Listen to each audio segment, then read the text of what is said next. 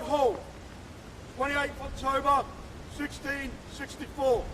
Present, King's Most Excellent Majesties, Royal Highness the Duke of York, Earl of Middleton, Lord Chancellor, Lord Bishop of London, Lord Treasurer, Lord Ashley, Duke of Albemarle, Mr. Vice Chamberlain, Duke of Ormond, Mr. Secretary Morris, Mr. Secretary Bennett, Earl of Anglesey, Chancellor of Ye Duchy, Earl of Lawndale, Sir Edward Nicholas.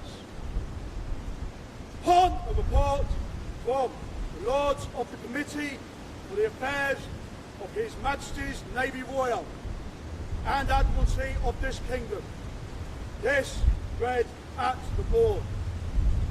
His Majesty is pleased to order and direct the 1,200 land soldiers be forthwith raised in readiness to be distributed into His Majesty's fleets for sea service, which said 1,200 men must be put in one regiment under one colonel, one lieutenant colonel, one sergeant major, and to be divided into 6 companies. Each company to consist of 200 soldiers and to have one captain, one lieutenant, one ensign, one drummer, 4 sergeants and 4 corporals. All the soldiers are said to be armed with good firearms, all which arms, drums and colours forthwith to be prepared and furnished out of His Majesty's stores. Care of all which is recommended to the Duke of Albemarle, His Grace Lord of His Majesty's forces.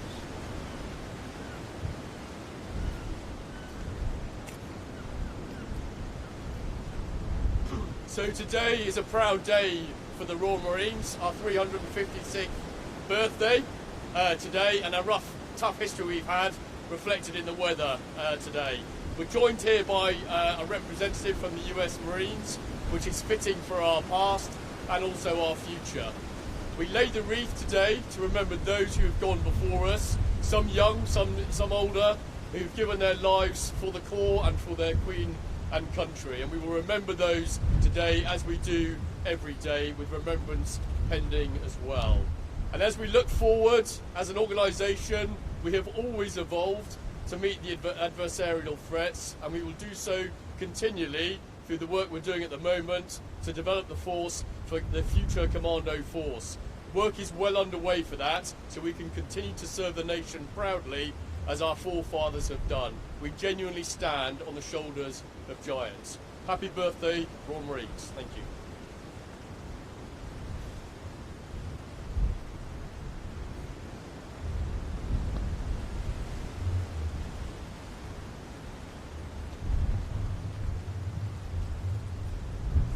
Meritorious Service Medal will be presented to Warrant Officer Class 1 TJ Thackeray, Royal Marines. Warrant Officer 1 Thackeray has fielded over 34 years of outstanding, operationally focused service. His relentless pursuit of excellence has seen him train commando forces and troops from across the globe, and in his later career, his management of the professional development of thousands of personnel has been superb.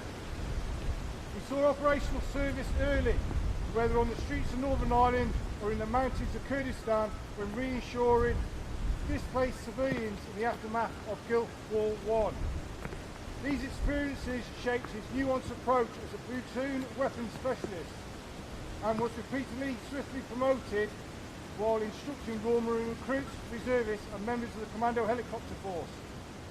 In 2000, his talents when working with other nations were demonstrated in Kosovo, where he served as an intelligence analyst and liaison officer with the Scandinavian and US units.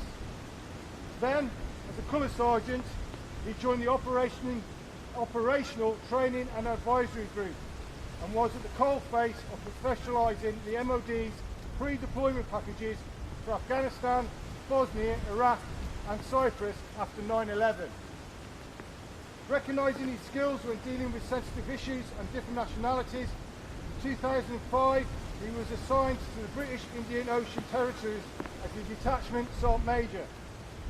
He thrived most notably when overseeing a high-profile and diplomatically charged visit of the cognizance of the first return to the island since 1973. When as a warrant officer too in 40 Commando, he deployed to Sangin, Northern Helmand, Operation Herrick 12, as the Operation Warrant Officer. Flinty, resolute and tactically assured, he ran the relentless day-to-day phase brilliantly. Selected as a liaison officer to the United States Marine Corps regiment that was taken over in the region, his exceptional interpersonal skills and his humility fostered mutual trust to help ensure there was a seamless transfer of responsibilities.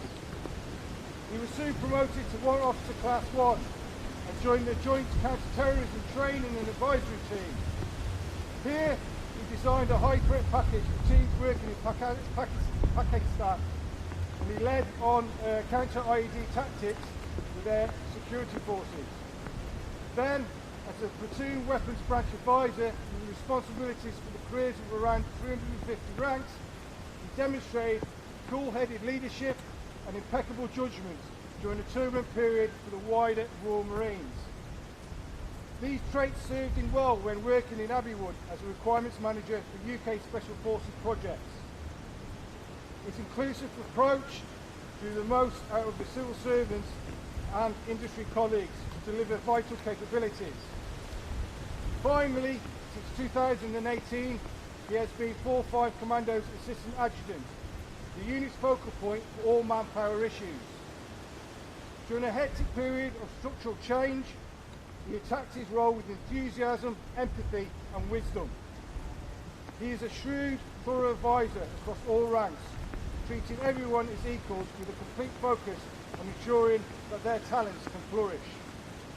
He has made an outstanding contribution to the training of the leaders of tomorrow, working with allies and developing capabilities, and to careers of countless individuals across the Royal Marines. Whether on Dartmoor or Diego Garcia, in the Persian Gulf, or indeed from a desk at Lympstone, one officer, one Thackeray, has had a profound impact on those with whom he has served.